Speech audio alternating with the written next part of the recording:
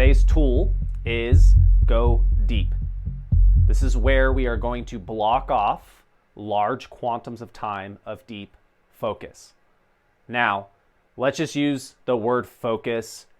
And if you are in the modern world today, how fucking hard is it to focus? We have distractions everywhere, anywhere, all of the time, 24/7. Something is drawing our attention.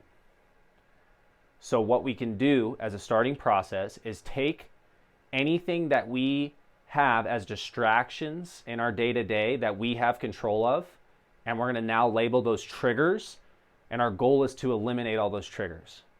Common trigger for all of us, the cell phone.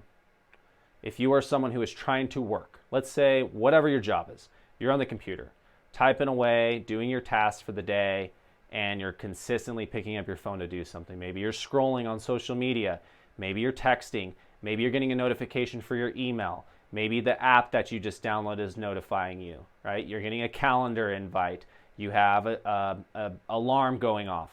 There's all of these different triggers within a phone that signal us to say, hey, pick up this phone, it needs attention.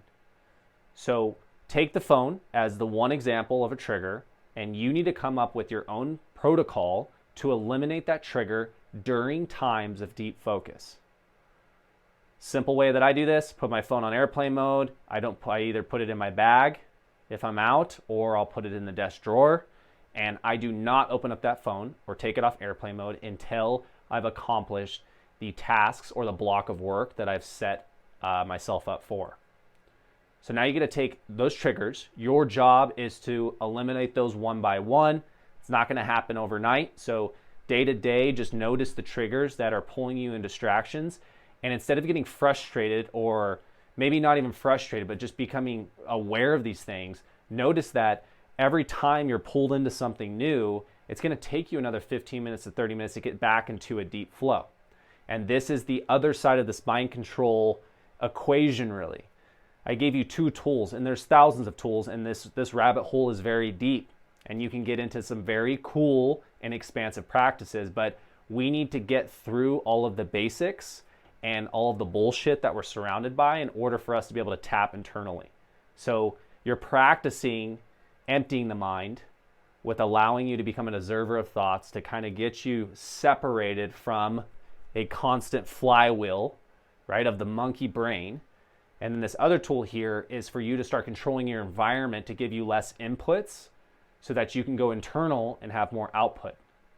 So after the triggers are being eliminated, you need to look at your calendar ahead, right? Look forward, and I want you to block out times in your calendar of deep work.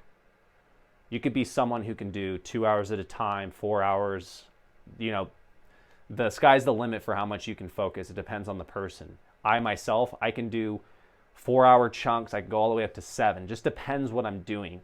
If I'm very intrigued and interested and passionate about what I'm doing, I could spend all day. And as far as using my own examples, I eliminate things, and I don't classify these specifically as distractions, but I will fast all day until 4 p.m. maybe, because I love how I feel. I'm hyper-focused. I'm not distracted. The food that I consume doesn't bog me down, and I feel like I'm highly productive. And I have metrics to regulate this and look at and take the data plot that I see and notice that my productivity is higher when I put myself and I have my protocols. And then I look at my productivity when I don't have my protocols or I'm not being as disciplined, and I could see that just plummet.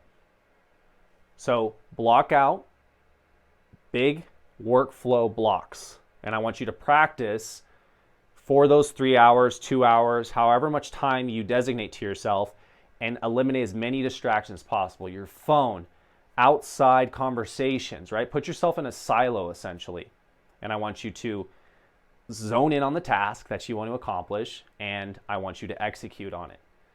And at the end of the week, all you have to do is reflect and look at day to day and maybe some notes on the calendar that showed you, it's like, wow, I got a lot done this week. I got a lot more done than last week. You can tell right there that it's not necessarily that you're not a productive person. It just means that you have a lot of triggers and distractions that need to be eliminated.